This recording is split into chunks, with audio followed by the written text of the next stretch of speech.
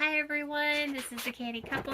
I'm Julia. Erin is manning the camera today, and today I want to show you the absolute easiest method for seed starting. Now, this method only works for larger seeds. It's not as easy to use with smaller seeds, but I have to tell you, this is such an easy method. I'm going to show you my biggest tip and trick for this one that saves me so much time when I do these. But before we get started, please make sure you hit that like button, and we would really appreciate if you subscribe to our channel. So we are seed starting some of our melons, and we're only doing a half batch at this point because we want to try doing seed starts and also planting seeds when it's warm enough. What we're trying to do is we're trying to extend our growing season. We have a shorter growing season for all of these longer dated plants. So like right when they start being ready to really produce and produce heavy, we get a frost or a snow. So we try to extend that season out as far as we can, and that's what the seed starts for. I've had a lot of success seed starting melons.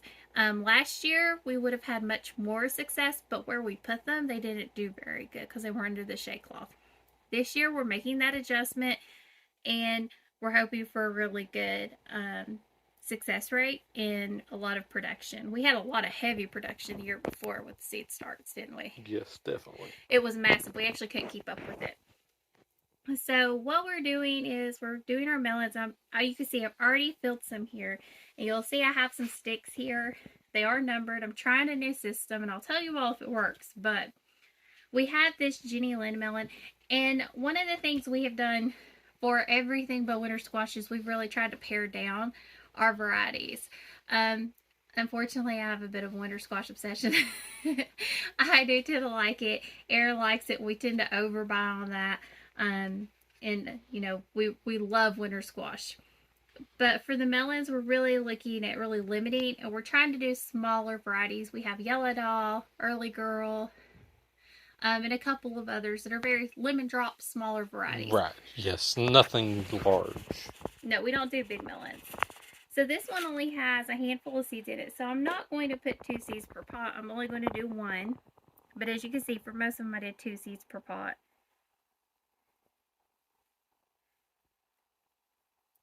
And I'm going to put the rest of my seeds up. And these are the same 1-inch pots I did before. These don't stay in pots for very long. These are only going to be in a pot for about a month. And they're only going to be inside for about 2 to 3 weeks before I take them outside and start hardening them off. And when I harden these off, they really tend to stay outside. And I can tell you last year, once I started the hardening off process, those melons grew insane.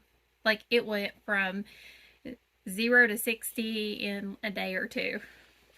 So then we're going to do the next part, and that's covering the seeds. And this is where I feel like I've really made an easy process. So I have my seed starting mix in my bucket, and I'm actually just going to pull my seeds over, and then we have this little half cup.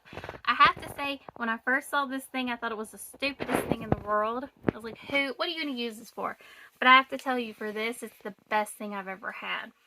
So all I'm going to do is pull this up, and I'm just going to stack some dirt on. And I'm going to do a couple of these before I actually start spreading it. You're just going to see how easy this is. It's insane. It's like one of the easiest methods I've ever found.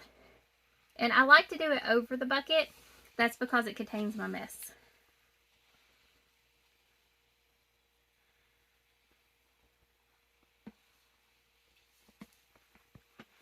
And as you see, we just pull it down a little bit. And this is why I don't mind seed starting the bigger plants, because it's just so easy. I mean, this is nothing. It took me longer to put the seeds into each one of them than it does to actually cover them up. And you see how it's kind of a mound of dirt? It's not, you can't really see the pots. That's what I want to see. I want to see this little mound of dirt. Then what I'm going to do is I'm going to cover it up, let it, the humidity do its thing. It'll force the seeds to germinate. And then as they go through, we'll keep them watered and planted. It's basically the exact same process. You're just dealing with a bigger seed, so you can take some shortcuts. And that's like the best shortcut I have found so far.